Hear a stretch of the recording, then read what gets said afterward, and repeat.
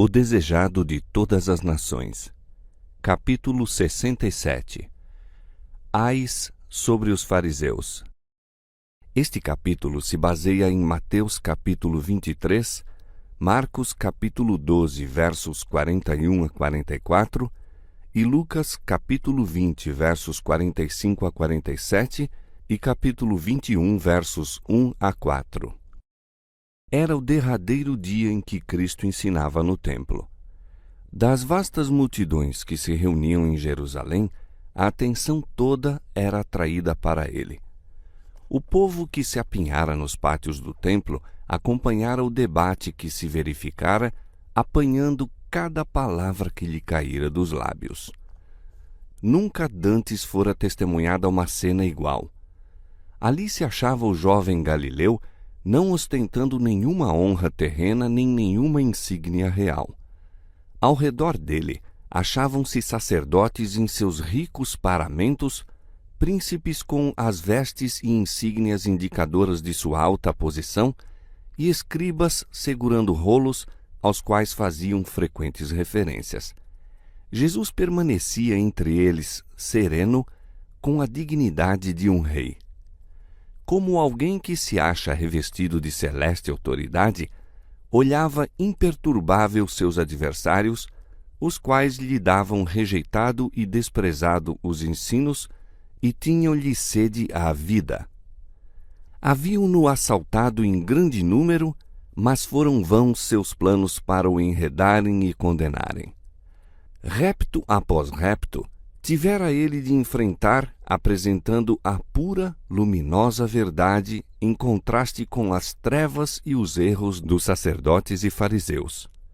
Expusera perante esses guias seu verdadeiro estado e a retribuição que se seguiria infalivelmente à persistência em suas más ações. A advertência fora dada fielmente, contudo, outra obra restava a Cristo. Outro desígnio se devia ainda cumprir.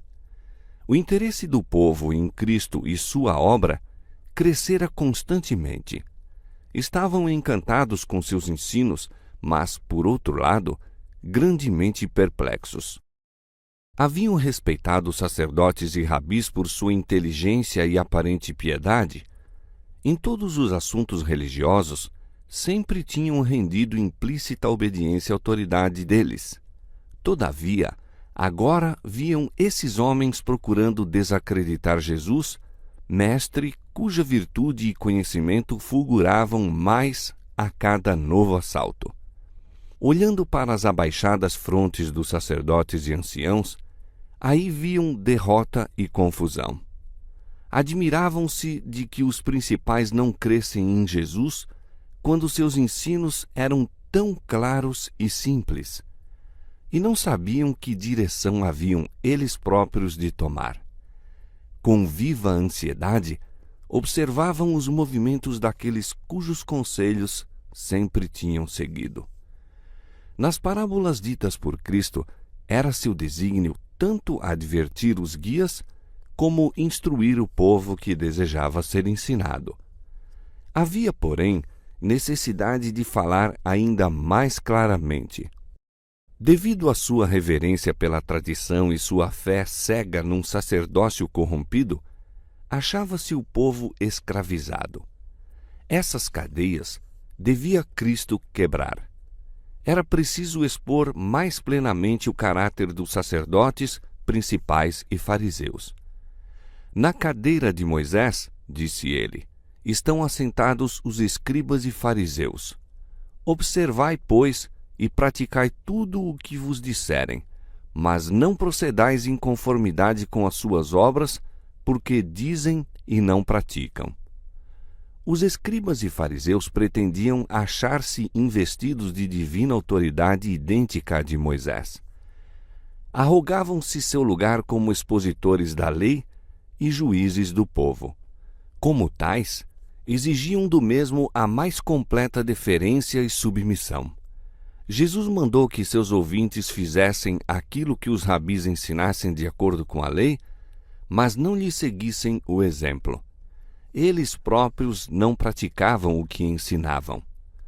e ensinavam muito que era contrário às Escrituras. Disse Jesus: atam fardos pesados e difíceis de suportar e os põem aos ombros dos homens. Eles, porém, nem com o dedo querem movê-los. Os fariseus impunham uma multidão de regulamentos com base na tradição, os quais restringiam irrazoavelmente a liberdade pessoal. E certas porções da lei explicavam de maneira a impor ao povo observância que eles próprios, secretamente, passavam por alto e das quais, quando convinha aos seus desígnios, pretendiam, na verdade, estar isentos. Fazer ostentação de sua piedade, eis seu constante objetivo. Coisa alguma era considerada demasiado sagrada para servir a esse fim. Deus dissera a Moisés com referência às suas ordenanças: também as atarás por sinal na tua mão e te serão por testeira entre os teus olhos. Essas palavras têm profunda significação. À medida que a palavra de Deus é meditada e posta em prática, o homem todo é enobrecido. Num trato justo e misericordioso, as mãos revelarão como um selo os princípios da lei divina. Conservar-se-ão limpas de suborno e de tudo quanto é corrompido e enganoso. Serão ativas em obras de amor e compaixão. Os olhos, dirigidos para um nobre fito, serão limpos e leais. O semblante expressivo, o eloquente olhar, testificarão do irrepreensível caráter daquele que ama e honra a palavra divina. Pelos judeus dos dias de Cristo, porém, todas estas coisas não eram discernidas. O mandamento dado a Moisés fora interpretado no sentido de que os preceitos da Escritura deviam ser usados sobre o corpo. Eram, portanto, escritos em tiras de pergaminho e presos muito ostensivamente em torno da cabeça e dos pulsos. Isso, porém, não fazia com que a lei de Deus se firmasse mais na mente e no coração. Esses pergaminhos eram usados meramente como insígnias para chamar a atenção. Supunha-se que davam aos que o usavam um ar de devoção que imporia reverência ao povo. Jesus desferiu um golpe nessa vã pretensão. Fazem todas as obras a fim de serem vistos pelos homens, pois trazem largas filactérias e alargam as franjas de seus vestidos e amam os primeiros lugares nas ceias e as primeiras cadeiras nas sinagogas e as saudações nas praças e os serem chamados pelos homens Rabi, Rabi. Vós, porém, não queirais ser chamados Rabi, porque um só é o vosso mestre, a saber, o Cristo, e todos vós sois irmãos. E a ninguém na terra chameis vosso Pai, porque um só é o vosso Pai, o qual está nos céus. Nem vos chameis mestres, porque só um é o vosso mestre, que é o Cristo. Em palavras assim positivas, revelou o Salvador as ambições egoístas que sempre buscavam lugar e poder, exibindo uma fictícia humildade, enquanto o coração estava cheio de avareza e inveja. Ao serem as pessoas convidadas a um banquete, colocavam-se os convivas segundo sua posição, e aqueles a quem se concedia o mais honroso lugar eram objeto de maiores atenções e favores especiais. Os fariseus sempre estavam manejando para assegurar-se essas honras. Esse costume Jesus censurou. Reprovou também a vaidosa ostentação de cobiçar o título de rabi ou de mestre. Esse título, declarou, não pertencia a homens, mas a Cristo. Sacerdotes, escribas e príncipes, expositores e ministradores da lei, eram todos irmãos, filhos do mesmo Pai. Jesus ensinou positivamente o povo a não dar a nenhum homem um título de honra que indicasse possuir ele domínio sobre sua consciência ou sua fé. Se Cristo se encontrasse hoje na terra, rodeado pelos que usam o título de reverendo, reverendíssimo, não repetiria suas palavras? Nem vos chameis mestres, porque um só é o vosso mestre, que é o Cristo? A Escritura declara a respeito de Deus: santo e tremendo, reverendo dizem outras versões, é o seu nome. A que ser humano cabe esse título?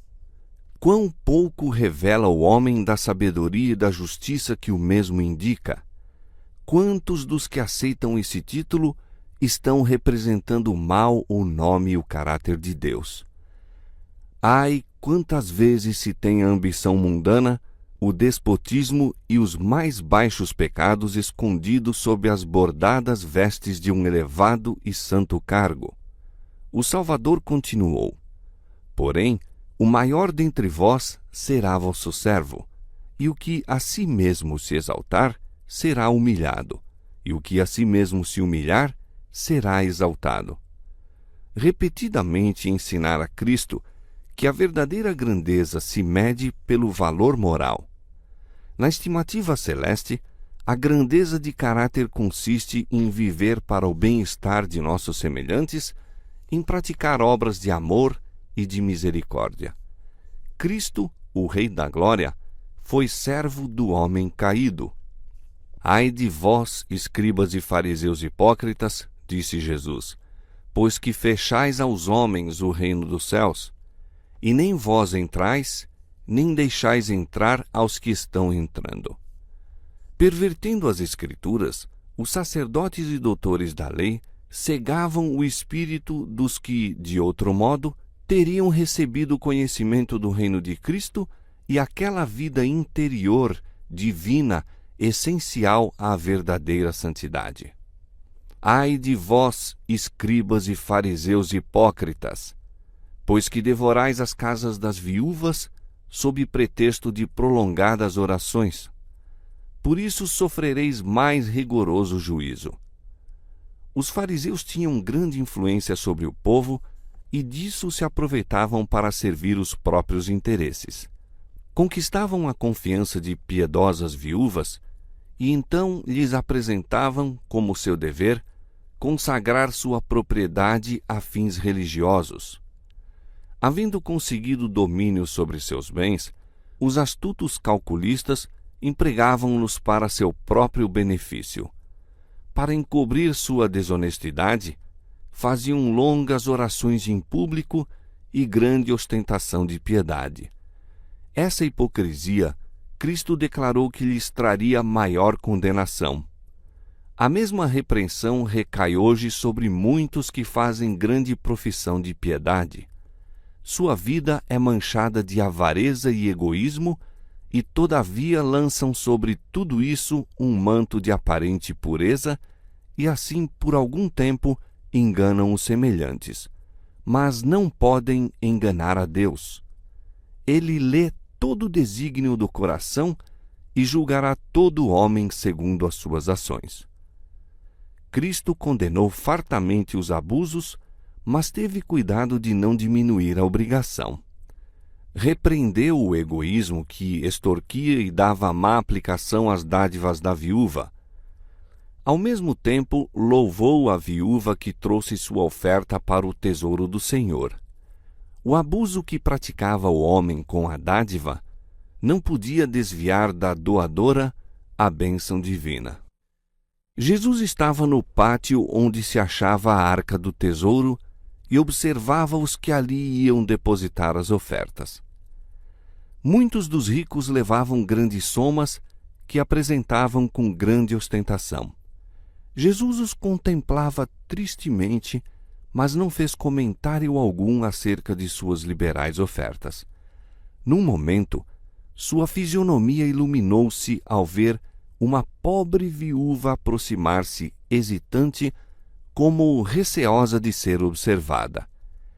Enquanto os ricos e altivos se apressavam para depor suas dádivas, ela se retraía como se mal ousasse adiantar-se. Todavia, anelava fazer qualquer coisa, por pequenina que fosse, pela causa que amava. Contemplou a dádiva que tinha na mão. era demasiado pequena em comparação com as ofertas dos que a rodeavam. Ali estava, no entanto, tudo quanto possuía. Espreitando o ensejo, deitou apressadamente suas moedinhas e virou-se para se afastar, ligeira. Ao fazê-lo, porém, encontrou o olhar de Jesus cravado nela. O Salvador chamou a si os discípulos e convidou-os a notar a pobreza da viúva. Então soaram aos ouvidos dela suas palavras de louvor. Em verdade vos digo que lançou mais do que todos esta pobre viúva. Lágrimas de alegria lhe encheram os olhos ao ver que seu ato era compreendido e apreciado. Muitos tê-la iam aconselhado a guardar seu escasso recurso para o próprio uso. Dado às mãos dos bem-nutridos sacerdotes, perder-se-ia de vista entre os muitos custosos dons levados ao tesouro, mas Jesus entendeu-lhe o motivo. Ela cria que o serviço do templo era indicado por Deus e estava ansiosa por fazer tudo o que lhe era possível para sua manutenção. Fez o que pôde e sua ação serviria de monumento à sua memória através dos tempos e alegria na eternidade. O coração acompanhou-lhe a dádiva. Seu valor foi estimado não pela importância da moeda, mas pelo amor para com Deus e o interesse para com sua obra que a motivaram. Jesus disse da viúva pobre: ela lançou mais do que todos.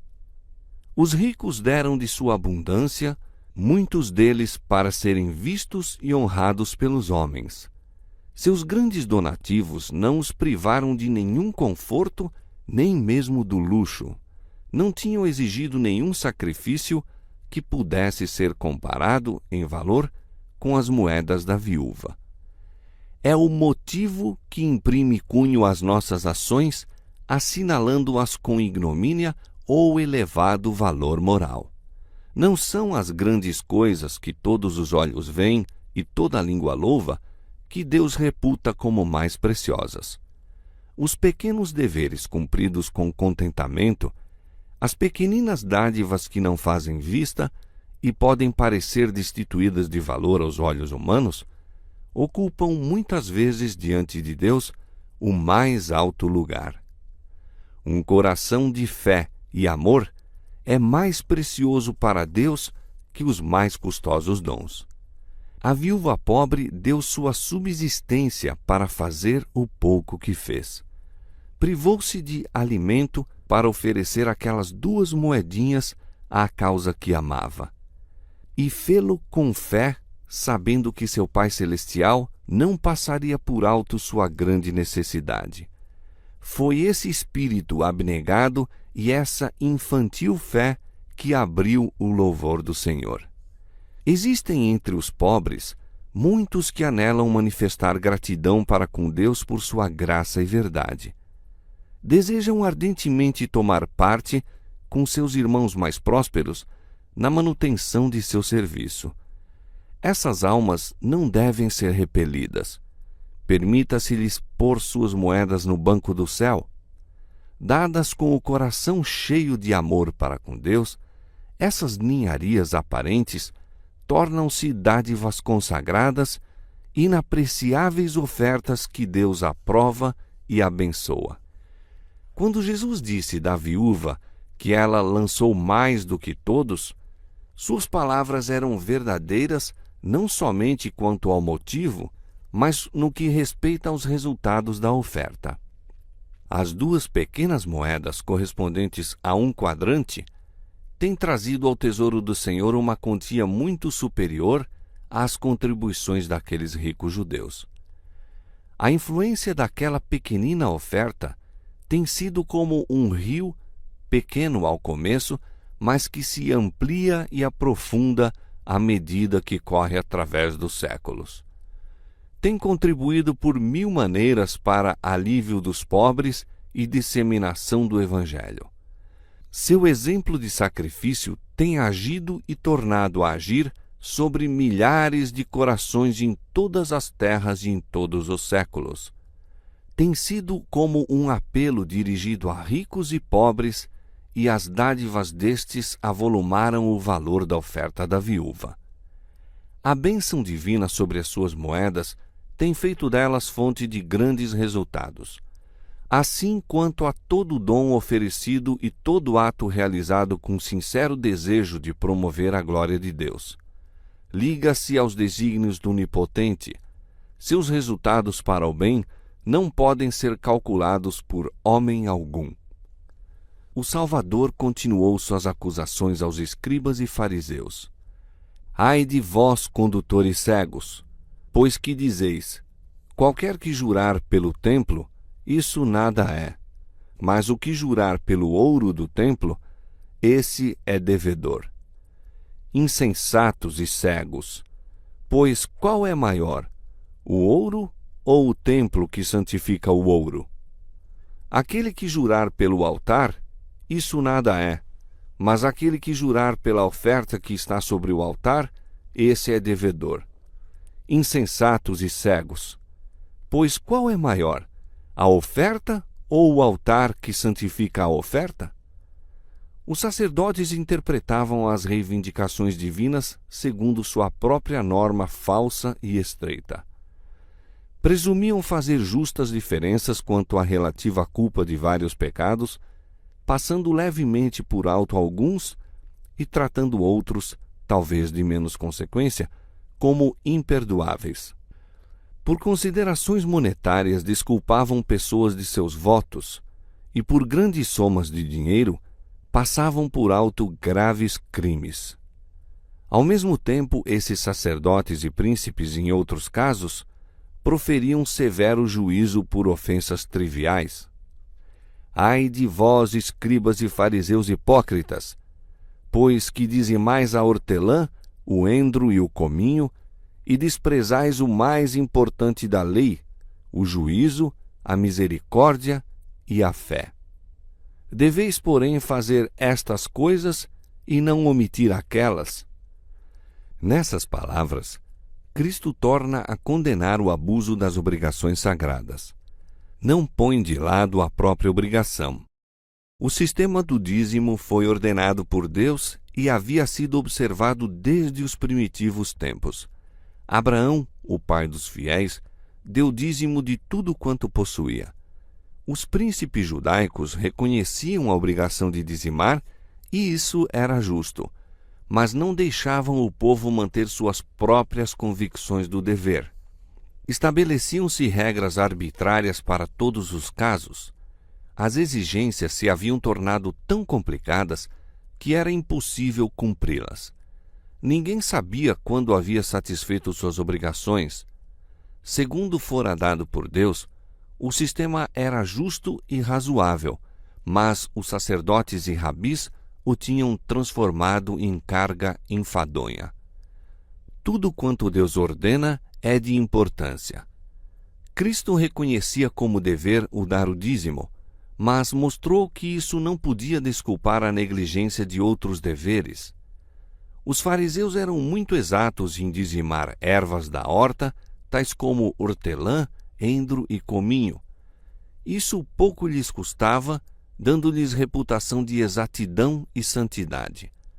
Ao mesmo tempo, suas inúteis restrições oprimiam o povo e destruíam o respeito pelo sagrado sistema designado por Deus. Ocupavam a mente dos homens com insignificantes distinções e desviavam-lhes a atenção das verdades essenciais. Negligenciavam-se os assuntos de mais peso da lei, justiça, misericórdia e verdade. Deveis, porém, fazer estas coisas, disse Cristo, e não omitir aquelas. Outras leis foram semelhantemente pervertidas pelos rabis. Nas instruções dadas por intermédio de Moisés, era proibido comer qualquer coisa imunda. O uso da carne de porco e da carne de certos outros animais era proibido como sendo de molde a encher o sangue de impurezas e abreviar a vida. Mas os fariseus não deixaram essas restrições como Deus as ordenara. foram a extremos injustificáveis. Entre outras coisas, tinha o povo que coar toda a água de uso, não contivesse ela o mais pequenino inseto, o qual poderia ser classificado entre os animais imundos. Jesus, comparando essas fúteis exações com a magnitude de seus pecados reais, disse aos fariseus: condutores cegos, que coais um mosquito e engolis um camelo. Ai de vós, escribas e fariseus hipócritas, pois que sois semelhantes aos sepulcros caiados, que por fora realmente parecem formosos, mas interiormente estão cheios de ossos de mortos e de toda imundícia. Como os branqueados sepulcros, belamente ornamentados, ocultavam os putrefatos restos no interior, assim a aparente santidade dos sacerdotes e príncipes escondia a iniquidade.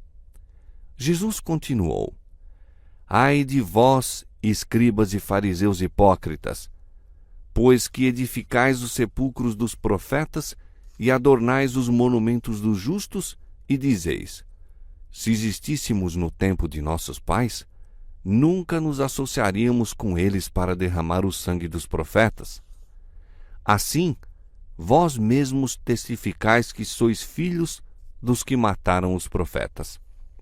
Para mostrar sua estima pelos profetas mortos, os judeus eram muito zelosos em embelezar-lhes os sepulcros, mas não aproveitavam seus ensinos nem davam ouvidos às suas reprovações. Nos dias de Cristo nutria-se uma supersticiosa consideração para com os túmulos dos mortos e prodigalizavam-se grandes somas no adorno dos mesmos. Aos olhos de Deus isso era idolatria.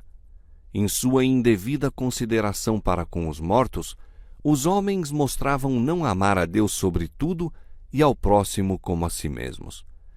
A mesma idolatria está sendo hoje levada bem longe. Muitos são culpados de negligenciar as viúvas e os órfãos, os doentes e os pobres, a fim de construírem custosos monumentos para os mortos. Tempo, dinheiro e trabalho são abundantemente despendidos para esse fim, ao passo que os deveres para com os vivos, deveres positivamente ordenados por Cristo, são deixados por cumprir. Os fariseus construíam os sepulcros dos profetas e os adornavam e diziam uns para os outros: se existíssemos no tempo de nossos pais, nunca nos associaríamos a eles para derramar o sangue dos servos de Deus. Ao mesmo tempo, estavam planejando tirar a vida de seu filho. Isso nos deve servir de lição. Devemos abrir os olhos ao poder de Satanás para enganar a mente que se desvia da luz da verdade. Muitos seguem nas pegadas dos fariseus, reverenciam os que morreram por sua fé, admiram-se da cegueira dos judeus em rejeitar a Cristo. Houvéssemos vivido em seu tempo, declaram, e com prazer lhe receberíamos os ensinos, nunca teríamos tomado parte no crime dos que rejeitaram o Salvador. Mas quando a obediência a Deus requer abnegação e humilhação, essas mesmas pessoas abafam suas convicções e recusam obediência. Assim manifestam o mesmo espírito que os fariseus a quem Cristo condenou. Mal avaliavam os judeus a terrível responsabilidade envolvida na rejeição de Cristo. Desde o tempo em que foi derramado o primeiro sangue inocente, quando o justo Abel caiu pela mão de Caim, repetira-se a mesma história com progressiva culpa. Em todos os séculos, haviam profetas erguido a voz contra os pecados dos reis, autoridades e povo, dizendo as palavras que Deus lhes dera e obedecendo à sua vontade com perigo da própria vida. De geração para geração, se estiver acumulando uma terrível punição contra os rejeitadores da luz e da verdade. Essa os inimigos de Cristo estavam então atraindo sobre as próprias cabeças. O pecado dos sacerdotes e principais era maior que o de qualquer geração anterior. Por sua rejeição do Salvador, estavam se tornando responsáveis pelo sangue de todos os justos mortos, desde Abel até Cristo. Estavam prestes a fazer transbordar sua taça de iniquidade, e dentro em pouco lhe seria ela derramada sobre a cabeça em juízo de retribuição. Disso os advertiu Jesus: para que sobre vós caia todo o sangue do justo que foi derramado sobre a terra, desde o sangue de Abel, o justo, até o sangue de Zacarias, filho de Baraquias, que matastes entre o santuário e o altar. Em verdade vos digo que todas estas coisas hão de vir sobre esta geração. Os escribas e fariseus que escutavam Jesus sabiam que suas palavras eram verdadeiras. Sabiam como fora morto o profeta Zacarias. Enquanto as palavras de advertência vindas de Deus se achavam em seus lábios, uma fúria satânica apoderou-se do rei apóstata e, por sua ordem, foi morto o profeta. Seu sangue assinalara as pedras do próprio pátio do templo e não pôde ser apagado. Ali ficou para dar testemunho contra o apóstata Israel. Enquanto o templo existisse, ali estaria a mancha daquele sangue justo, clamando a Deus por vingança. Ao referir-se Jesus a esses terríveis pecados, um arrepio de horror passou pela multidão. Antevendo o futuro, declarou Jesus que a impenitência dos judeus e a intolerância para com os servos do Senhor seriam futuramente as mesmas do passado. Portanto, eis que eu vos envio profetas, sábios e escribas, e a uns deles matareis e crucificareis, e a outros deles açoitareis nas vossas sinagogas, e os perseguireis de cidade em cidade. Profetas e sábios, cheios de fé e do Espírito Santo, Estevão, Tiago e muitos outros, seriam condenados e mortos. Com a mão erguida para o céu e uma luz divina a circundá-lo, Cristo falou como juiz aos que se achavam diante dele.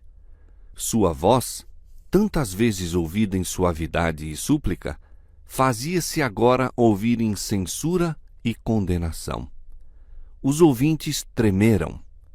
Jamais se havia de apagar a impressão produzida por suas palavras e seu olhar.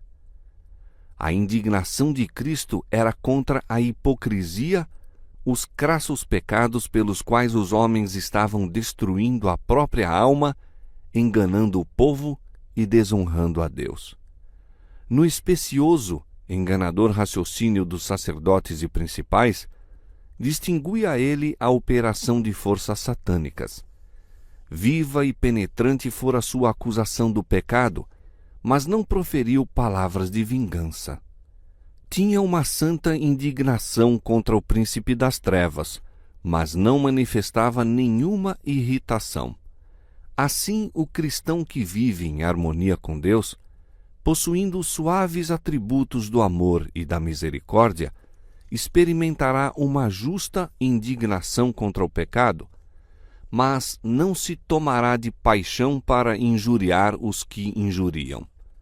Mesmo enfrentando os que se acham movidos pelas forças de baixo para manter a falsidade, em Cristo conservará ele ainda a calma e o domínio de si mesmo.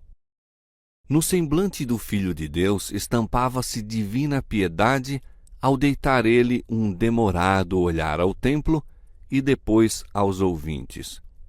Numa voz agitada por profunda angústia de coração e amargas lágrimas, ele exclamou: Jerusalém, Jerusalém, que matas os profetas e apedrejas os que te são enviados. Quantas vezes quis eu ajuntar os teus filhos, como a galinha junta os seus pintos debaixo das asas, e tu não quiseste. É a luta da separação. Na lamentação de Cristo, extravasava o próprio coração de Deus. É o misterioso adeus do longânimo amor da divindade. fariseus e saduceus igualmente emudeceram. Jesus chamou seus discípulos e preparou-se para deixar o templo, não como um vencido e forçado a retirar-se da presença dos adversários, mas como alguém cuja obra está concluída. Retirou-se do conflito vencedor. As gemas da verdade caídas dos lábios de Cristo, naquele dia memorável, foram entesouradas em muitos corações. Para eles começou uma nova corrente de pensamentos, aspirações novas foram despertadas e teve início uma nova época. Depois da crucifixão e ressurreição de Cristo, estas pessoas foram para a frente e cumpriram sua divina missão com a sabedoria e zelo correspondentes à grandeza da obra. Deram uma mensagem que falava aos corações dos homens, enfraquecendo as velhas superstições que haviam por muito tempo feito definhar a vida de milhares. Em face de seu testemunho, as teorias e filosofias humanas tornaram-se quais ociosas fábulas. Poderosos foram os resultados que emanaram das palavras do Salvador àquela turba admirada e cheia de temor no Templo de Jerusalém. Mas Israel, como nação, divorciara-se de Deus. Os ramos naturais da oliveira foram quebrados.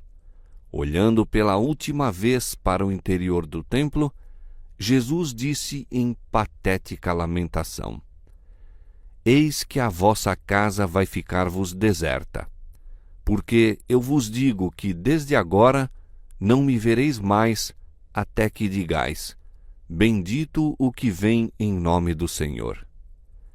Até então, ele chamara o templo a casa de seu pai, mas agora, ao sair o Filho de Deus de entre aquelas paredes, a presença de Deus seria para sempre retirada do templo, construído para sua glória. Daí em diante, suas cerimônias seriam destituídas de sentido, uma zombaria seus serviços.